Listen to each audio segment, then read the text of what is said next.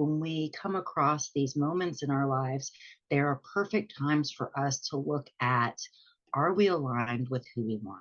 Or are there pieces of ourselves that we need to let go? Not because they're necessarily bad. They serve their purpose, but maybe they don't serve us moving forward.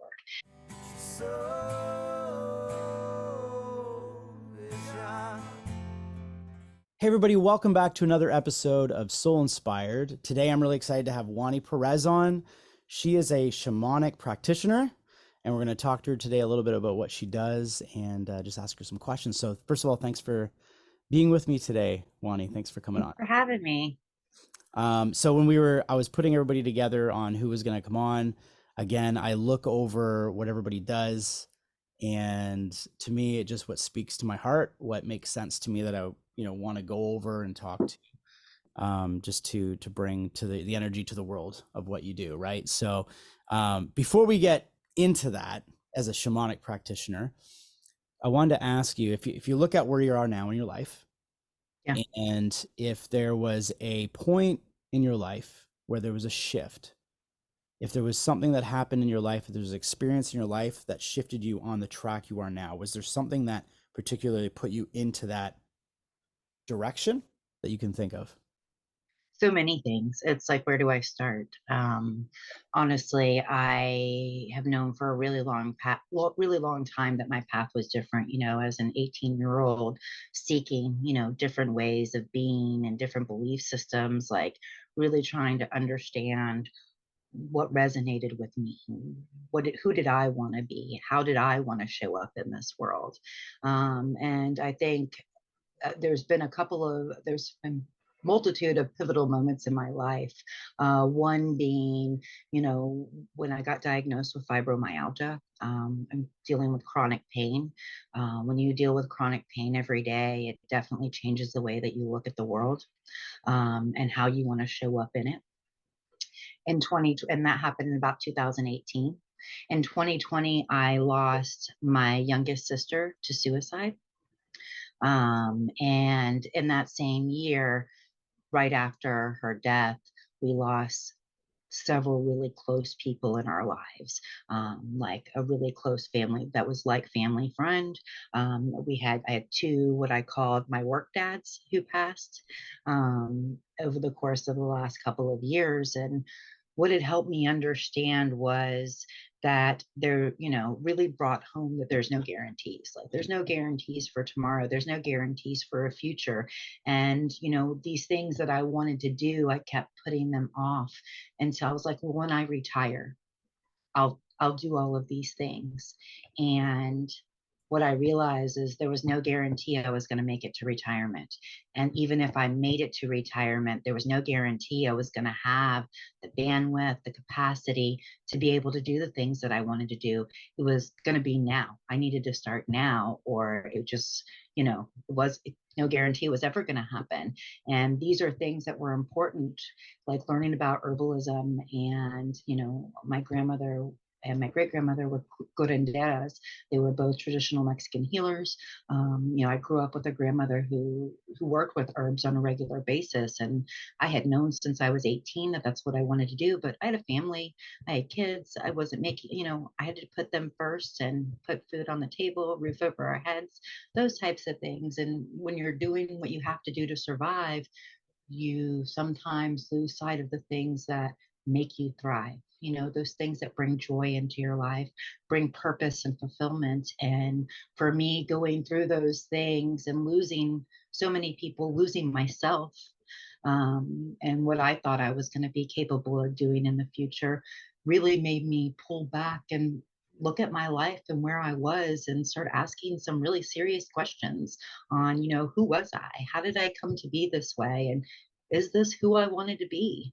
And really start exploring, different ways of being and different ways of changing my life so that I could show up in different ways, not only for myself, not only for my family, but also for my community. And that's virtual and, local. That's great. So, okay, thank you. So you started off with coming down with fibro. Fibromyalgia, right? Which Mhm. is a chronic pain condition that affects a lot of people. I didn't know it was going in this direction actually, because I didn't know that part. So thanks for sharing that. I was going to mention that I read a book called The Mind Body Perspective. Healing Back Pain is another one, and I can't think of the author right off the top of my mind, but he spoke about the mind body connection to these type of illnesses. In fact, he talked about it attributing to all illnesses. I don't think he wanted to go that far, because when you're Yeah, talking about real serious conditions like, you know, cancer and some other conditions, it's, I think some doctors get a little bit you want to be careful and approach that with sensitivity, right? So true. but I would say the way that the book what it was alluding to is that a lot of these diseases and illnesses that we have are stems from internal rage, internal battles that we have within ourselves, right? So instead of it being just, well, you were born with this and now you have to deal with it, it was more about healing, right? So I Yeah, really, and I found it just, I'm a musician, and I've gone through different pain related times in my life just because of how much work I put my body through, and being able to work on myself to heal. So I have no idea if that resonates with you at all, but or if that has anything to do with what we're going to talk about. But as soon as you said fibro, I haven't spoken with anyone that's actually suffered with fibro, if I'm being honest. So I'm curious if that resonates with you at all. it really does. So I'm a childhood abuse survivor. And so I went through a lot of abuse as a child, mental, physical, emotional, all of those things. And so one of the things that I noticed as I've been working through the fibro, first of all, I was on some really heavy medications, like walking around in this world really messed up, like, and not even aware of it because it had been, by the time I got there, it was so normalized. It took me almost 2 years, but I'm off of the pharmaceuticals. Now, that doesn't mean my pain has gone away. I've learned different ways of being able to manage it. But one of the things that as I move through that I've noticed is, yeah, it is affected by, your mental stuff. If you look at a lot of traditional practices, like the ones that my grandmother and my great grandmother, Curantismo, they actually speak a lot. And, shamanic practitioners do speak a lot because there's a lot that originates in the mind that is expressed physically. And it can be expressed as pain in the body, but I take it a step further and I talk about it goes even to what we feed ourselves. We have these coping mechanisms that we have, and they're not always healthy. And those also contribute to that disease. But it started because it was a coping mechanism for you emotionally or mentally. And so when you start looking at it that way, it starts making a lot more sense of how these things come to be and express physically in our body. Really pulling back and reframing has been really big for me personally. So, food was a big coping mechanism for me as a child because I wasn't allowed to just eat what I wanted to eat. And so that's a very triggering thing. Well, as part of getting off of the medication, I had to find ways to eliminate pain. And one of the ways to eliminate some of my pain and inflammation was learning what my body was sensitive to. My body does not do dairy. Like we have a history in our family of not doing dairy. But I have been eating dairy my entire life, even though it wasn't good for me. When you're feeling down, go and getting that ice cream, or you know what I mean? So we have these things that are ingrained in our culture. You see people talk about it, you go through a bad breakup, go grab yourself a pint of ice cream kind of thing. And so it was really like, and I had to work through those triggers of you can't have this. And that feeling that it brought inside of me of restricting myself brought me back to my childhood when I was restricted from having things. And having to work through that allowed me to move away from those foods, work through that emotional ties that I had to be able to eliminate that out of my body. And there's been an effect physically on the pain that's lessened from doing that. I love that. I love how you said what you're feeding your body, because as soon as you said that, I resonate with that, because I mean I'm one of I'm big into feeding your body with good health, nutrition, and being aware of your body and knowing what triggers you, because even some healthy foods can have a trigger. Yeah. it's odd, but there's some fruits and vegetables that can cause your body to have a little bit more inflammation. So knowing yourself, knowing what is good for your body, but not only just feeding your body with food, but what you're feeding your mind. And as soon as you said feeding your body, I was like, that's a perfect way to say it, because like for me, for instance, like I don't watch the news. I Oh I no, I yeah, refuse to watch the news, and it's so there's different approaches. That some people think that's an ignorant approach because you're not in alignment with what's going on in the world and things.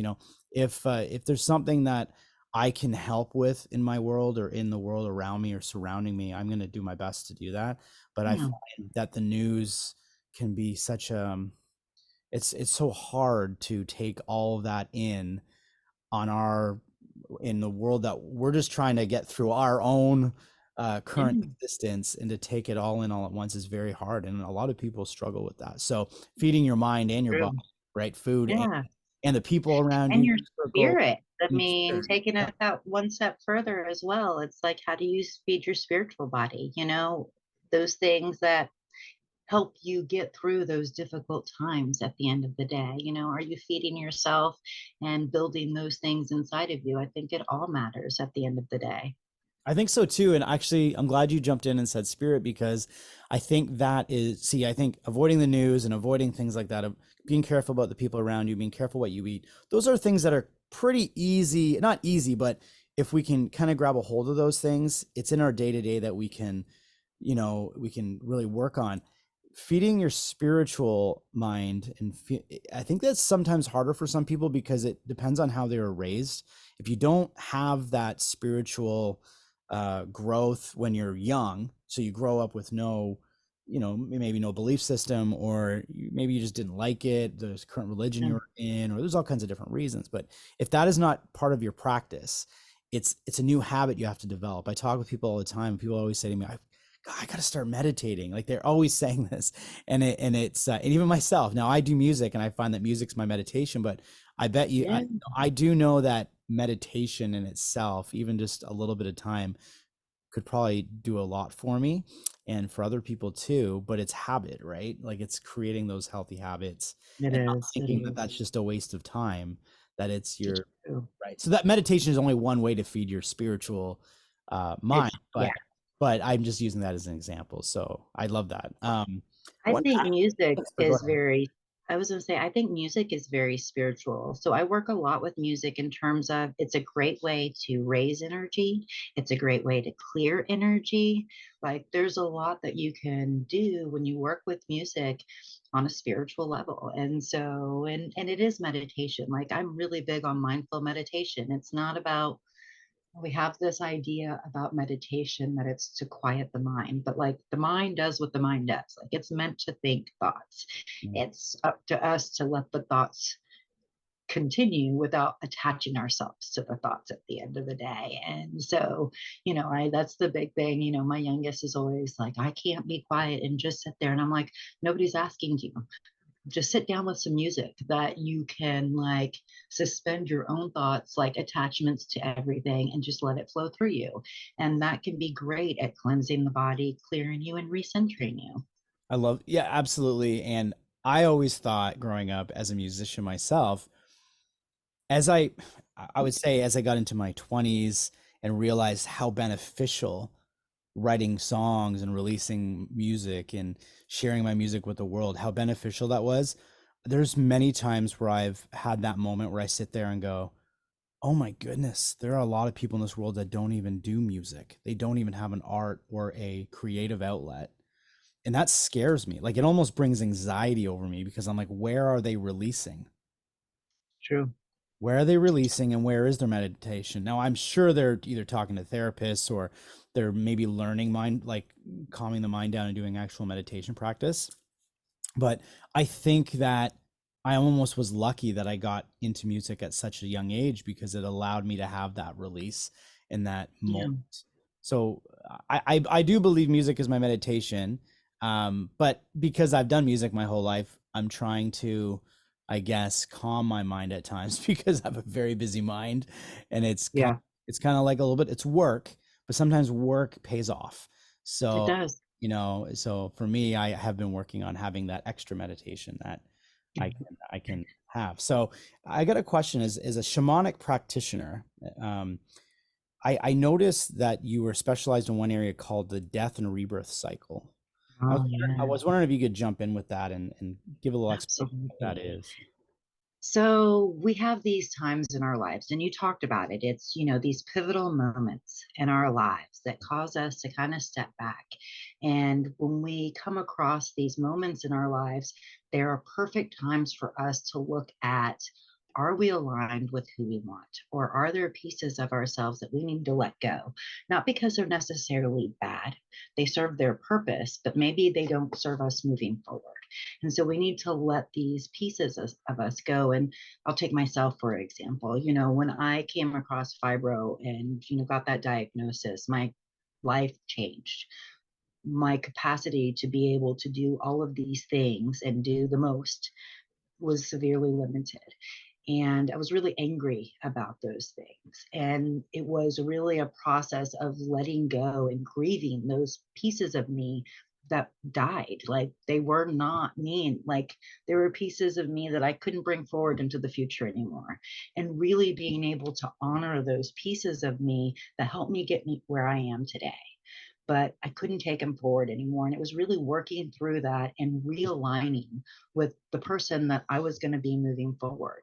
And I really feel very strongly that in order to be able to move forward, some of the pieces that we're missing is the grieving of those dead pieces of ourselves, those pieces that we have to let go, that we have to bury, that we have to put aside, so that we can become the new person that we're meant to be through whatever we're facing at that moment.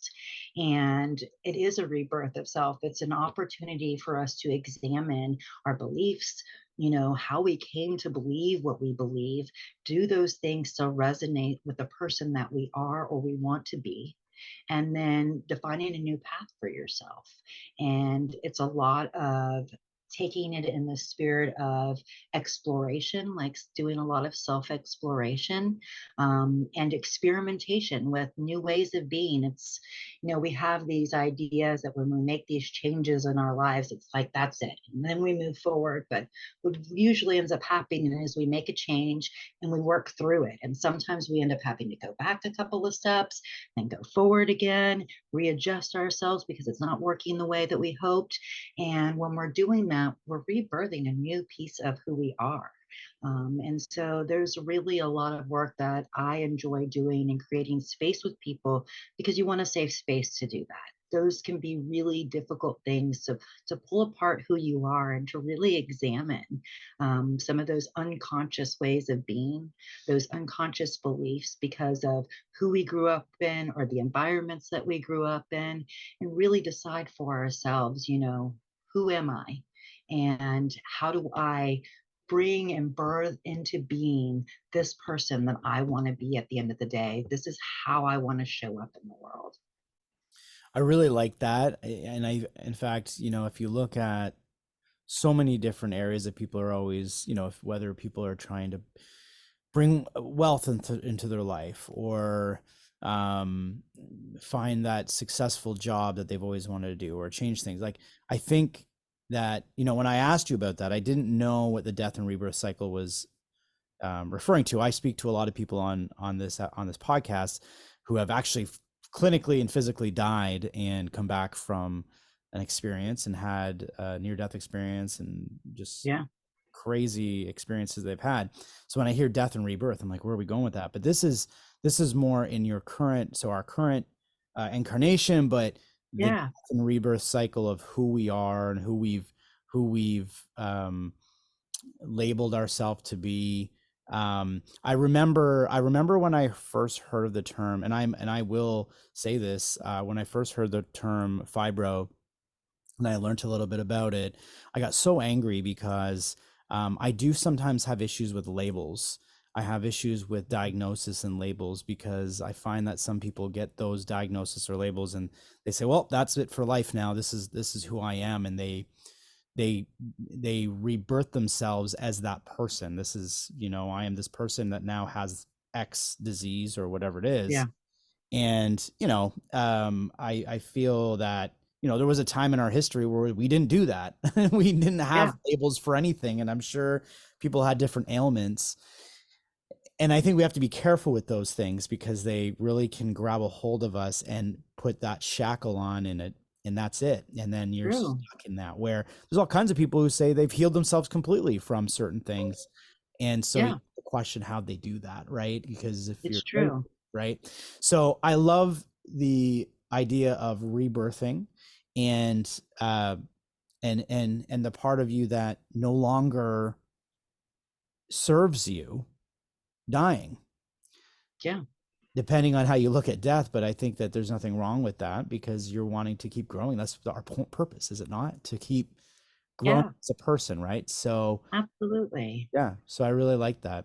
So you work with people to understand how to get through Yeah. those traumas and. Yeah, most people, will come and they want something different. They're not happy. They're not quite sure what they want.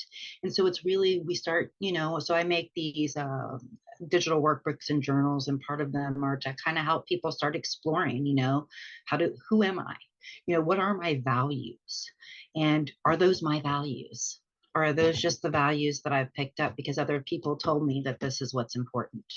So it's really about finding what's important to me, what is actually brings me joy, what makes me feel like I've have a sense of purpose when I'm doing things. For me, I love working in nature. So I always know when people would ask, what do you want to do? And I have a 9 to 5 that is very different work in the corporate America. But when anybody asks, what do you want to do? And I'm like, oh, I love herbs. I love foraging. I love like this. That's what I do, not my job. And it was funny because I watched a show recently, a comedy special, and he was talking about how you go over to some countries like France and stuff like that, and you ask somebody what they do, and they're like, oh well, I go to eat, I have go with my friends, I do this, I enjoy going for walks, and they talk about themselves. But here, you ask somebody in the US, what do? They tell you what they do for their work. Yeah. That's what defines them. And I had the same issue. So I was at a company for 18 years. I don't have a college degree, but I worked really hard to move up in my company. And so I got to a point that, I was dealing with, our executives and stuff like that. And what I had found is I had to quit. I had become so like attached to my job that that's the only way I was defining myself. And it led to some really unhealthy habits. It led to a lot of stress, a lot of anxiety, a lot of not taking care of myself. And I took a couple of year break. And what that did is it allowed me to really pull back, allow me to focus on what I wanted to do, and it allowed me to prepare myself going back in. And so I don't have that attachment. Like I know what I love. Like my job is going to help support all of the things that I love to do and the ways that I show up for people, but it is no longer who I am. If you ask me what I do, I'm not going to tell you what my job is. I'm going to tell you that I love working with herbs. I love creating things. I love talking with people and helping people explore different ways of being. I really love being outside and looking as nature as my teacher. And so those are the types of things that I think that I've learned through that. You're touching on things that I've always wanted to talk about on the podcast. So I'm gonna bring something up. I love that. So I'm a musician, singer songwriter. Been doing it since I was 11 years old. My whole life I've been writing music. But then I worked for corporate jobs and went the same route you did. Got to a higher level, good pay, Yeah. and started to lose my mind and cried out for some help. Ended up going on some leave, much needed stress leave, and in that time I built my business.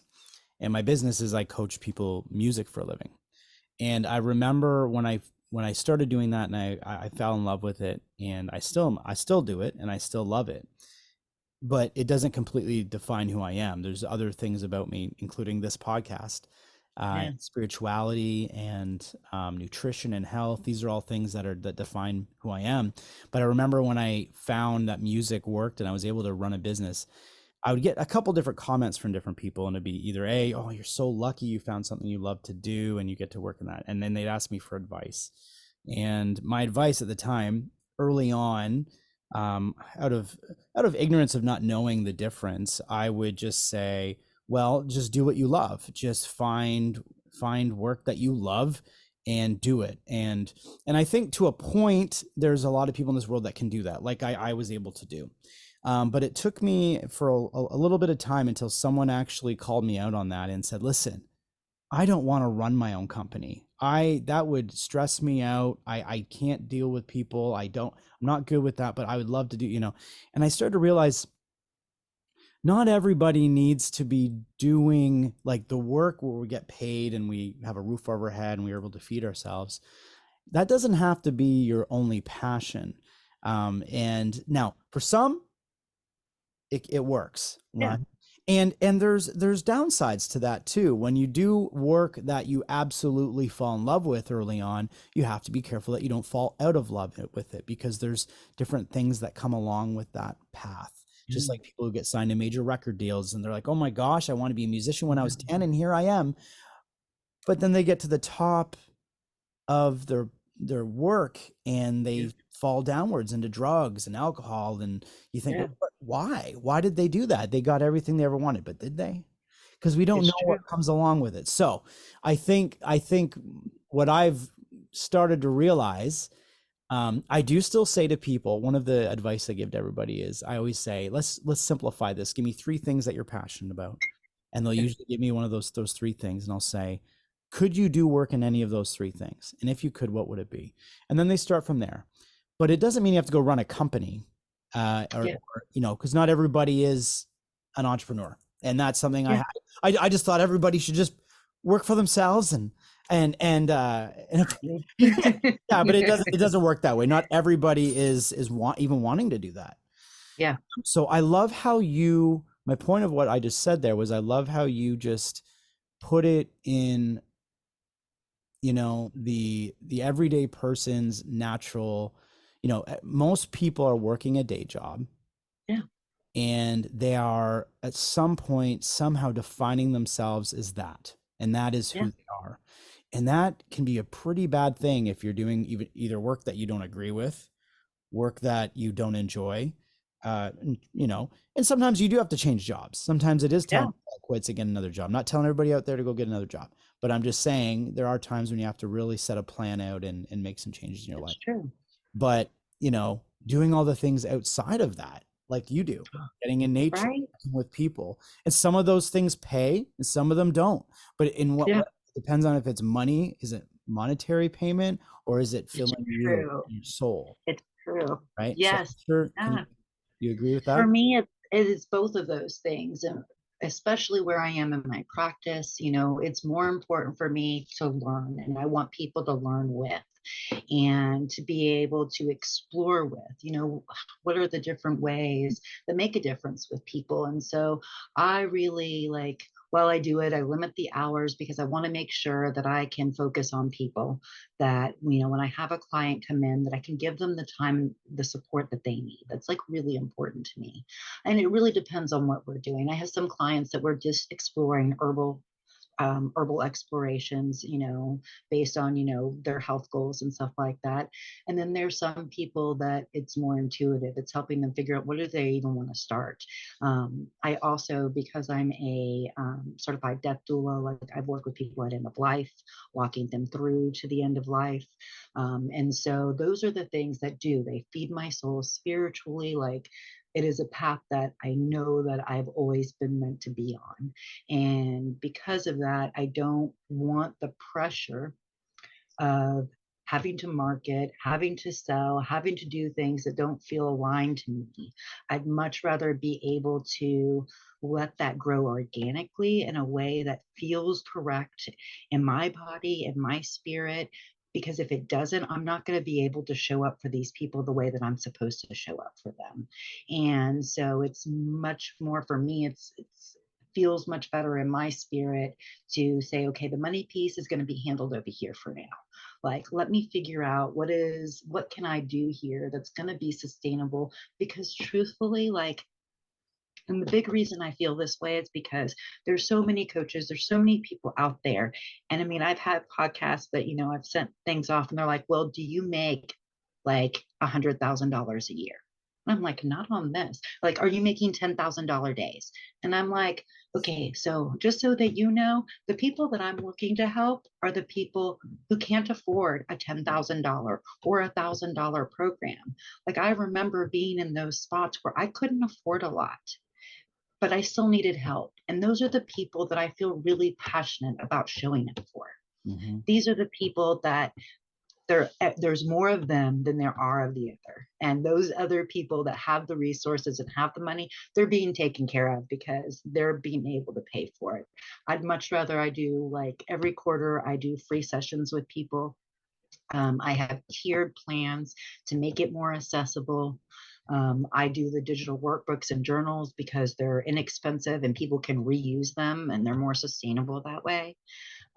So that's why, for me personally, why I've chosen to go that route. And not all coaches agree. I mean, I can tell you a lot of them tell me I need to, increase my costs and do all of these things. And it just doesn't feel right to me. And I know that that's the path that I need to be on and that I'm going to have to worry about money in a different avenue. And I don't know any other way to explain it to people than that. No, I mean, as a podcast host now, I know why they're asking those questions. Hmm. If you bring to the masses, something that can make someone $10,000 a day or all these things, Yeah, it's to bring, more popularity to your channel, to your episodes, to those things. And that was the same thing with me with this podcast is I'm allowing it to grow completely organically. I remember I sat down with my close friend in the beginning and I said, well, I'm going to do this because this is a passion project. It's something that feels really strongly to me that I need to be doing, but I'm not going to just seek out people who I think will cause my channel to explode.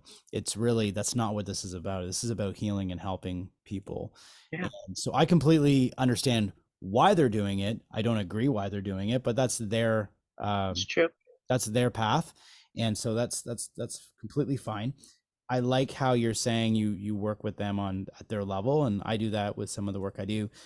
You mentioned the energy, and I saw the energy worker and death workers, so they're Yeah, two different things I'm assuming. But so you had to get certified as a death doula or someone that works yeah. with people in the dying stages of life. How did you Mhm. come across that or start that? So when we lost my sister, I really started to look into a lot of different avenues around being able to help people who had chronic suicidal ideation, people who were, we had friends of ours that passed because of health reasons like cancer, etc. And so really understanding how could I show up, I knew death was going to play an important part of my life moving forward. And so really when I work with somebody who's at end of life, it's really understanding, where are they and what are they looking at moving forward. I had a client recently who passed in December, and one of the things that he was looking at was medical aid in dying. And so that's when you get a pill, like a solution, and that you take, and that helps you go to sleep and you just don't wake up. And it's for people who are, terminally ill, have less than 6 months to live. In Massachusetts, where I live, it's not a thing, but Vermont actually does allow it and allows out of state patients to come in. And so walking through that with him was, a lot of it was, well, have we done any death contemplation? I'm really big about helping people make that a regular practice of what does your death look like? And not just like, where am I going to go after? No, what are the steps leading up to? Like, who do you want around you? What do you want your last day on earth to look like?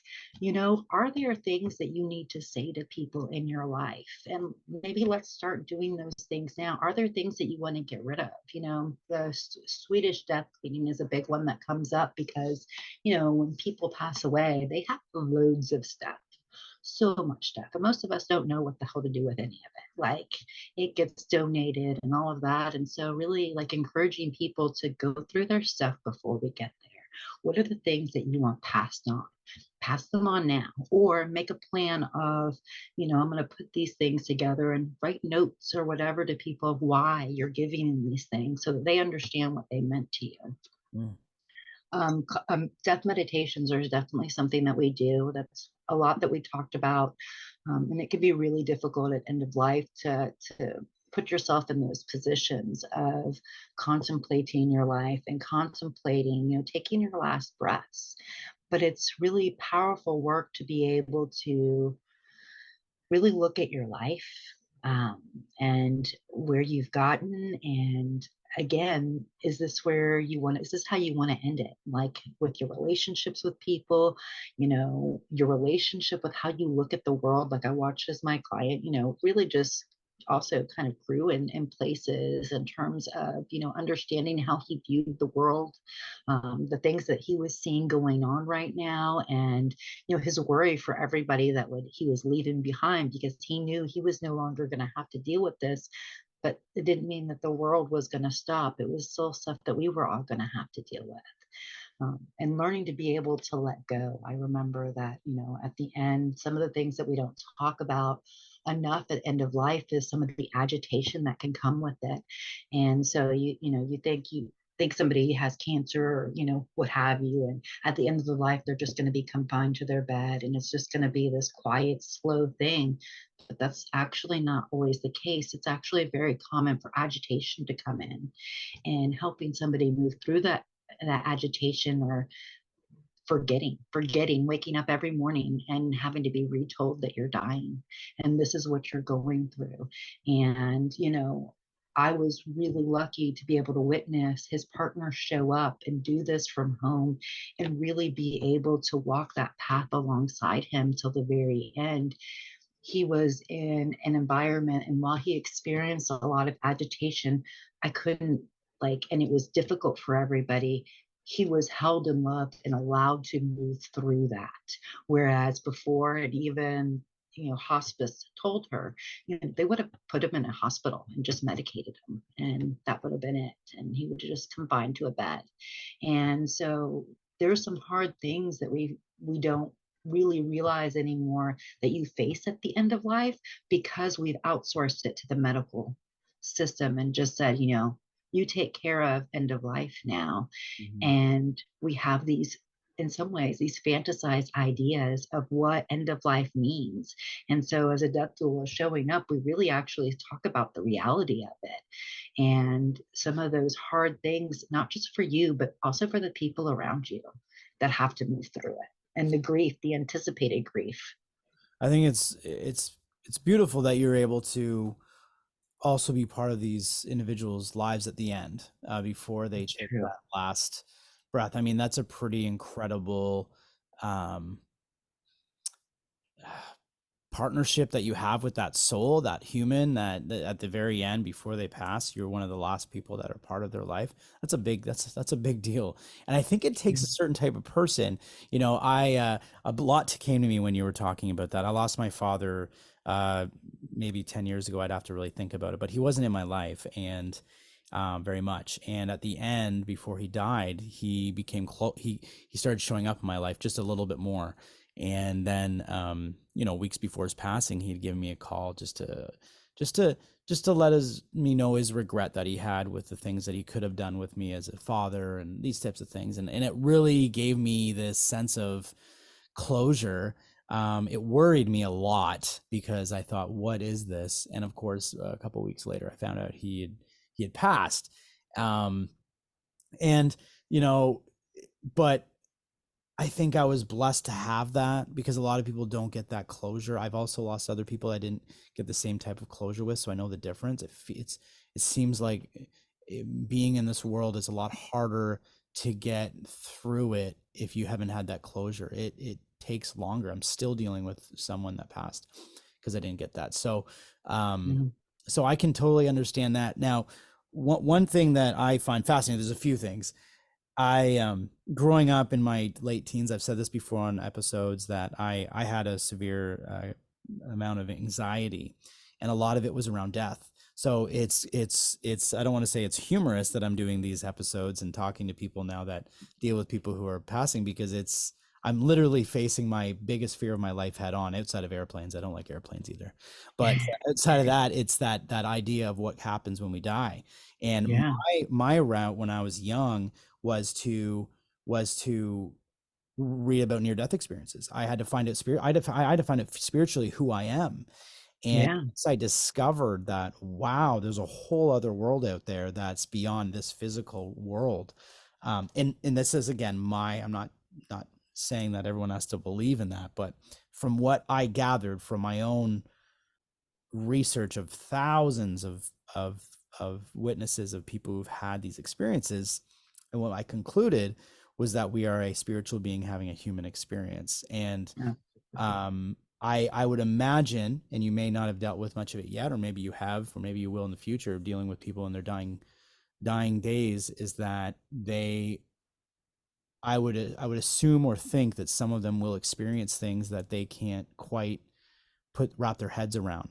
I remember my dad, one of those last couple weeks when I talked to him, he was experiencing some things that he was scared of. He didn't understand what he was seeing, the thing, Mhm. and of course they were saying, oh, it's hallucinations and that kind of stuff. But um, then you dig deeper and you see, oh no, there's something else going on. So I'm Mhm. assuming you'll probably deal with things like that, and that's probably part of Yeah. your too. It's true. And actually, that's why for me, shamanism is so amazing. It really puts you in contact with those. And what I loved most about shamanism is it doesn't matter what your spiritual, like your religious beliefs are. Like it's a practice, it's not a religion. And it can, for me, I do a lot of psychopomp work. So one of the things with my client at the end was really struggling to let go. At that point he was not lucid, so he had been pretty much, he was asleep. He'd been medicated to the point that he was unconscious.